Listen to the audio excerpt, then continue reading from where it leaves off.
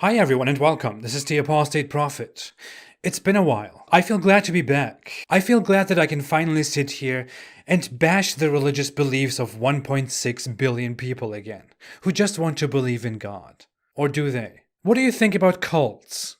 You know, those groups of weirdos where a charismatic leader makes huge promises to his followers that he can never prove. And his followers love him so much for some reason and do everything for him. Those groups where the leader claims to possess the only truth, the absolute truth from somewhere up above. And everything else outside is false and harmful, dangerous, forbidden, bad. You just need to trust him. And that leader also has special rights that only he has, like numerous women, little girls. He has those rights because he has his big divine guy who favors him, not you. And you better don't object. We have many such cults in our time. Usually only those who are inside the cult don't realize that they are a cult. They usually say, we are not a cult. Others are, but not us. Why would you think we were a cult?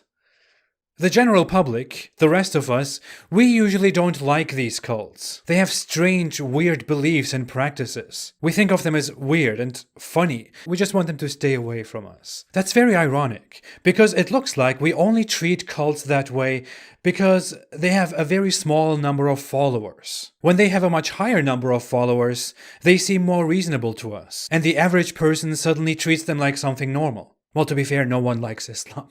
Islam should be on number 1 on a list of cults that have gone way too far. It is similar to Jonestown, where a guy called Jim Jones promised his followers paradise through all kinds of repression, and the 900 members committed mass suicide on his orders. In Muhammad's case, they just started killing others instead of killing themselves. Anyways, the point is, Islam has very cult-like features. And I want to talk about the cult of Muhammad. There are many ways in which Muhammad was a cult leader in 7th century Arabia, long before it became a world religion through endless campaigns of war to spread the religion of peace to everyone because this guy in Arabia said so. Now, one problem we have is that when you raise criticism against a cult, the cult members often take those bad things and sugarcoat them. They can offer an excuse for basically everything you said, even when it seems impossible. And the same thing goes for Islam. But still, here is what I did. I sat down just for a few minutes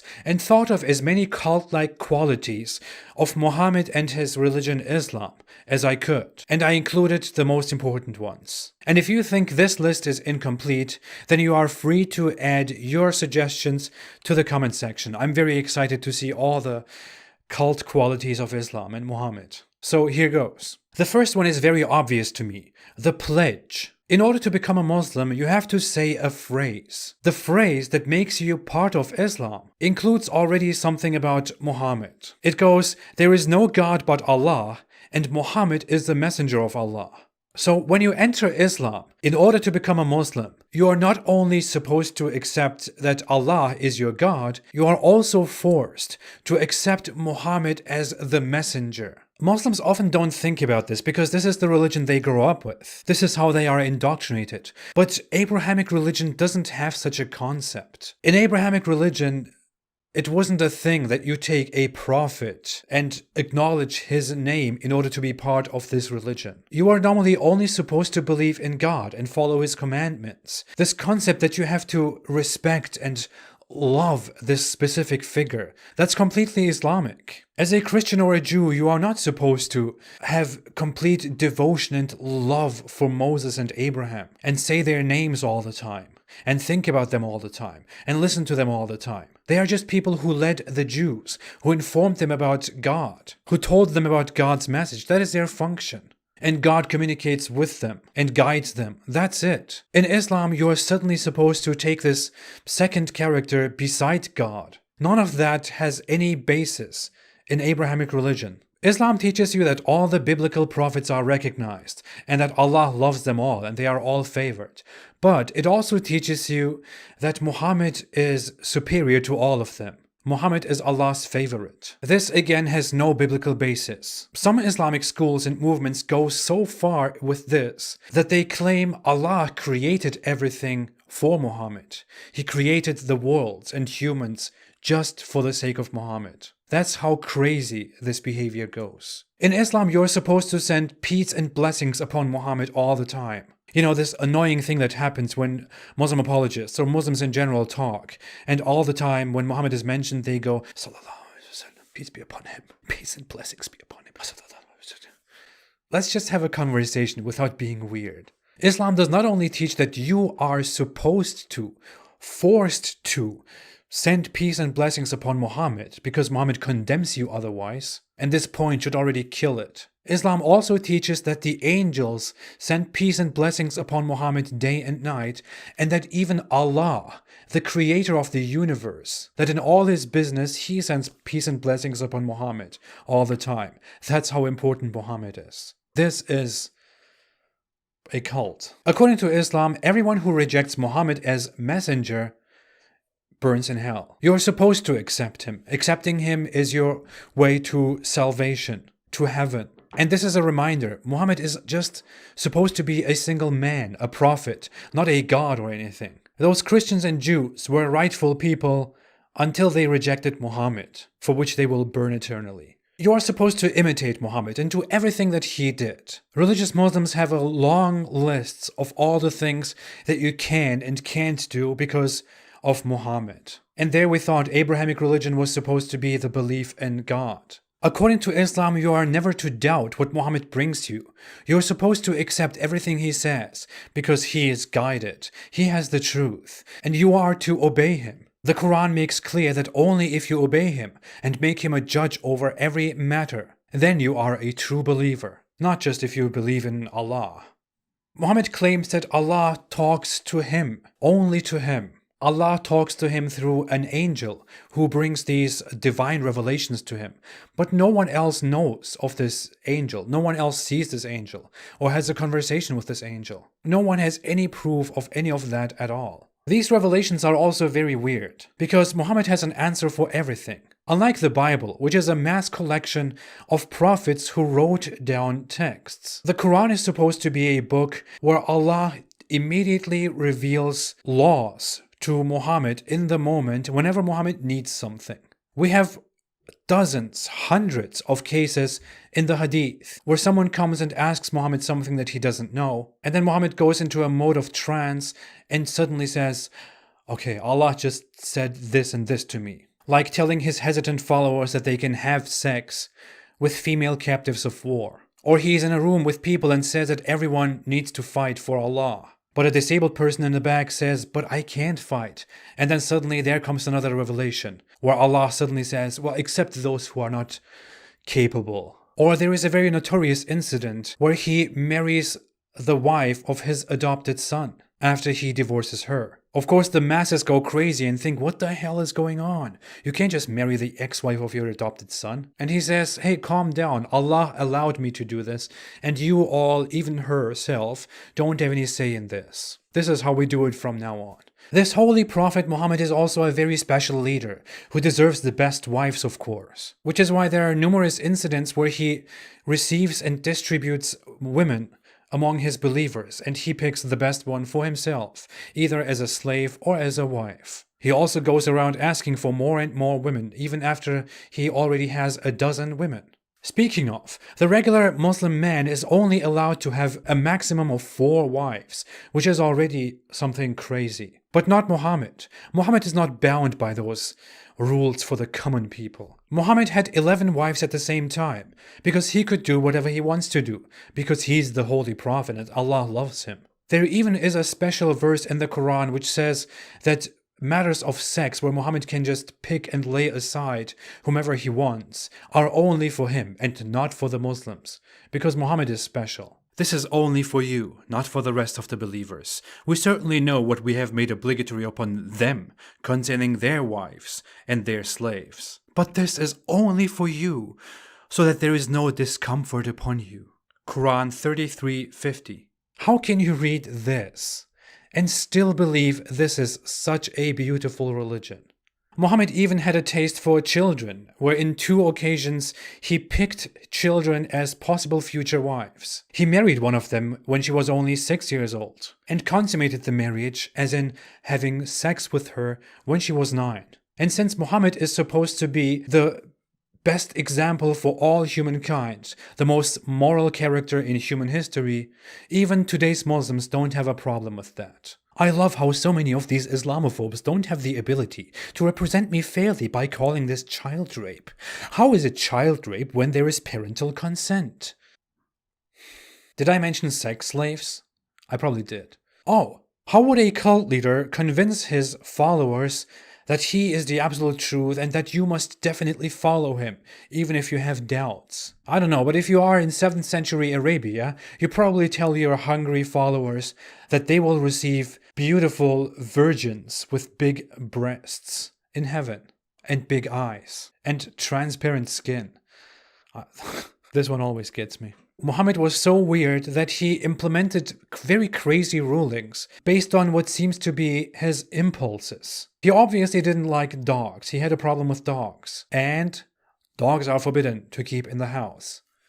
Seriously, one of the best things that happened after I left Islam was that I got a dog. A woman came to the Prophet and said, "My daughter is going to get married, and she has had the measles and her hair has fallen out. Can I put extensions in her hair?" The Messenger of Allah said, "Allah has cursed the one who does hair extensions and the one who has that done." Okay, Muhammad. Oh, Islam has a big problem with all those who reject Muhammad's true message that he could have just peacefully delivered to everyone. Islam especially has a problem with a specific religious group that proved to be extremely difficult in accepting Muhammad as a legitimate prophet, the Jews. I will just put this one down as F the Jews. It is also very common in Islamic culture, in Islam in general, that people who don't believe in Islam have a tag, the disbeliever, disbelievers, the kafir. It is a derogatory term that Islam casually applies to everyone who rejects the message, and it basically translates to something like someone who hides the truth. So Islam even accuses you of wrongdoings just because you exist. It is very normal among cults that outsiders are called outsiders, the ignorant ones, the general population. But it is especially common that if you leave the cult, then that leaving has severe consequences. You can be persecuted, you are shunned. In some crazy or powerful cults, you are killed if you leave, and silenced. Very similar in Islam, where someone who leaves Islam is called a murtad, an apostate, and he deserves to be killed. You are not supposed to like him and continue your friendship with them. This killing, of course, is done very easily because in Islam you're supposed to kill and die for Muhammad. You're not only supposed to go and kill his enemies and destroy those places that he wants you to destroy, you're even supposed to kill his enemies without him telling you. There was a specific guy called Abdullah ibn Sa'd in Muhammad's time. This was a writer for Muhammad. At some point he stopped believing in Muhammad's message because he thought, wait a minute, Muhammad just changes the things that he says on his own will. That doesn't sound right. Well, after Muhammad conquered Mecca and this guy was there, he was brought to Muhammad so that he could become a Muslim again and pledge allegiance to Muhammad, which was obligatory. See what happened. On the day of the conquest of Mecca, Abdullah ibn Sa'd ibn Abu Sart hid himself with Uthman ibn Affan. He brought him and made him stand before the Prophet and said, "Accept the allegiance of Abdullah, Messenger of Allah." He raised his head and looked at him 3 times, refusing him each time, but accepted his allegiance after the 3rd time. Then, returning to his companions, he said, "Was not there a wise man among you who would stand up to him when he saw that I had withheld my hand from accepting his allegiance, and kill him?"